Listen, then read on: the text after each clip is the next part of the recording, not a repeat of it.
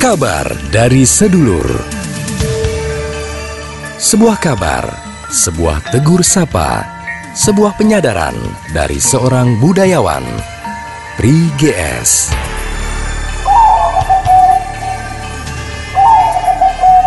Sedulur-sedulur saya dimanapun Anda berada, ketemu lagi dengan saya Pri GS di Kabar dari Sedulur. Kita masih merampungkan tahapan-tahapan 11 tahapan di dalam tembang mocopat yang menjadi simbol 11 tahapan kehidupan manusia. Pekan lalu kita sudah sampai ke tahapan Asmarandono, asmara dahana, api asmara. Nah, setelah Asmarandono itu, asmara dahana itu, tahap kemudian adalah gambuh. Dari kata jumbuh. Jumbuh itu kompatibel, jodoh. Karena ini memang tahapan ketika seseorang, Asmarandono itu remaja, bergolak dengan api cinta, dan ia harus masuk ke dalam alam dewasa ketika seseorang sudah harus ketemu jodohnya. Itu gambuh.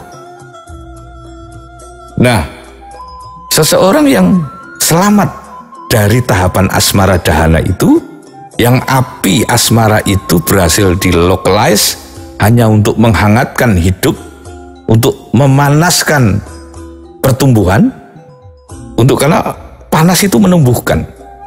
Kalau Anda menempa besi, itu harus dipanaskan dulu agar dia memuai. Nah, perintah-perintah asmara dahana itu agar membuat potensi-potensi kehidupan kita memuai. Untuk apa? Menjelang periode yang lebih berat, lebih membutuhkan sebuah struktur, sebuah bangunan, sebuah tata bingkai, ya, tulang belulang yang lebih fundamental. Contoh gampangnya begitu, kalau Anda pacaran itu, Anda cenderung punya duit terus. Saya tidak tahu apakah itu karena menjual ini, menjual itu, bahkan meminta jatah orang tua dengan alasan ini itu. Itu hanya untuk bisa agar kita di dalam menjalani program asmara dahana itu happy dan entertaining gitu ya. Maka orang pacaran itu ya enak-enak saja, walaupun kita miskin itu ya bisa ke warung ke sana, bisa pakai pakaian bagus, bisa pakai minyak rambut. Zaman saya remaja itu, wah, kegantengan itu harus dengan minyak rambut, walaupun minyak rambutnya bisa minyak kelentik itu. Tetapi tampil nice looking itu dan tampil di peak performance itu terjadi di era asmara dahana itu. Pertanyaannya, apakah itu adalah realitas-realitas fundamental atau realitas-realitas virtual saja sebetulnya? Nah, periode gambuh ini agak membawa realitas-realitas virtual itu menjadi realitas fundamental. Ganteng, wangi, terus tampil dengan bergengsi, tidak menjadi urgen lagi ketika seseorang masuk periode gambuh itu, periode perjodohan itu. Mereka harus berpikir tentang bagaimana mengangsur rumah, mencari rumah, mau cash atau mau kredit, atau bahkan kontrak dulu. Kontrak pun tidak rumah tapi kamar. Maka kamar itu ya bisa almari, bisa dipan, bisa kompor ada di situ. Gengsi tidak bisa dipertahankan lagi, karena kita masuk alam realitas yang sangat fundamental.